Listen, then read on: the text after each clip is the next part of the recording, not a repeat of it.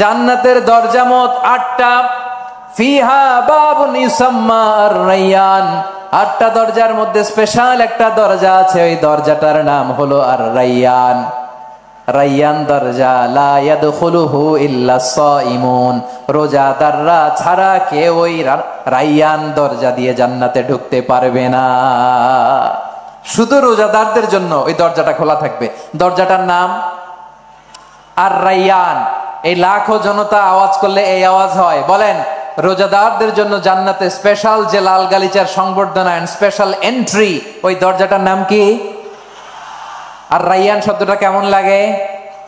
ভালো লাগে। অনাগত সন্তান যদি কারো আসে, ছেলে সন্তান, নাম রেখে দিয়েন আর-রায়্যান। পারবেন?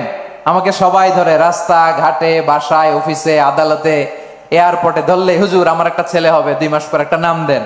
চাঁপাইনবাবগঞ্জবাসীর জন্য আমি একটা নাম দিয়ে গেলাম। সামনের 2-3 মাসে, 4 মাসে, 6 মাসে যাদের ছেলে সন্তান হতে পারে বলে মনে করেন, যদি পছন্দ হয় নামটা, নাম রেখে দিয়েন রায়্যান। কি নাম?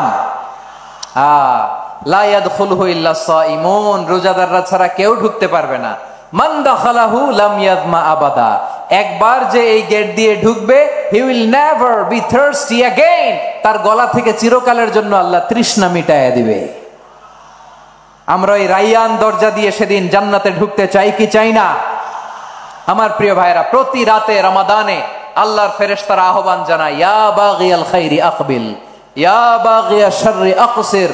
হে কল্যাণের পথের যাত্রী, আকবিল, প্রসিড, আরো ইবাদত করো, আগাও আগাও, আরো জান্নাতের নাজ নেয়ামত কামাও।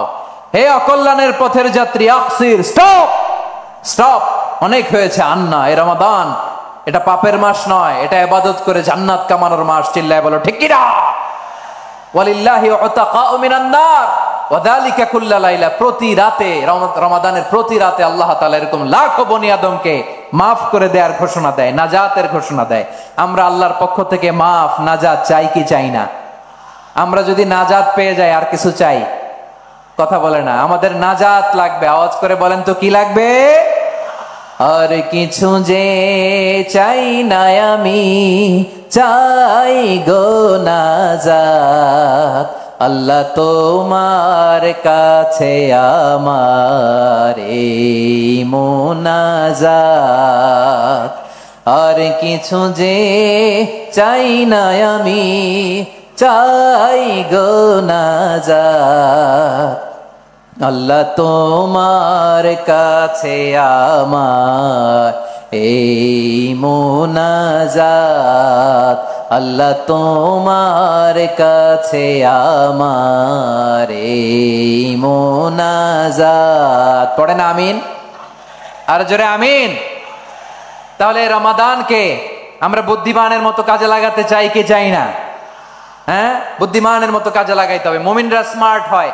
এই রমাদানে আমাদের কি করণীয়, কি বর্জনীয়, সংক্ষেপে 7টা করণীয় 7 মিনিটে, 7টা বর্জনীয় 7 মিনিটে বলে আমরা বিদায় নিব ইনশাআল্লাহ। বলেন, কেউ উঠা বসা করবো না ইনশাআল্লাহ। বলেন মাশাআল্লাহ, অনেক শান্ত। জি, আমার দিকে তাকান। রমাদানে, আসন্ন রমাদানে আমাদের 7টি করণীয়। 1 নাম্বার করণীয়, এই রমাদানকে আপনি কোরআনময় করে তুলুন। কোরআনময় করে তুলুন 2025-এর রমাদান। এই হচ্ছে আজকের প্রোগ্রামের স্লোগান। জোরে বলেন ঠিক কিনা? কোরআনময় করতে রাজি আছেন? কোরআন তেলাওয়াত করতে রাজি আছেন?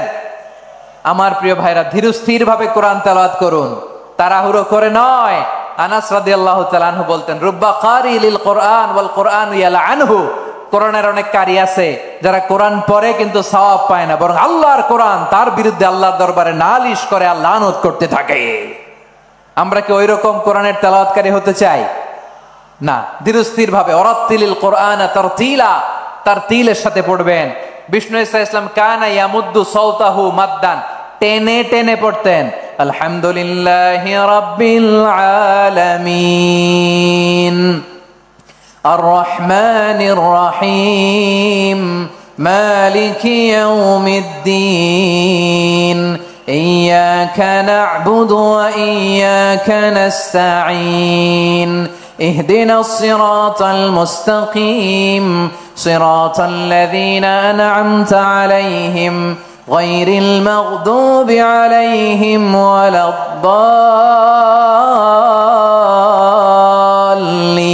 الضالين পড়েন আমিন।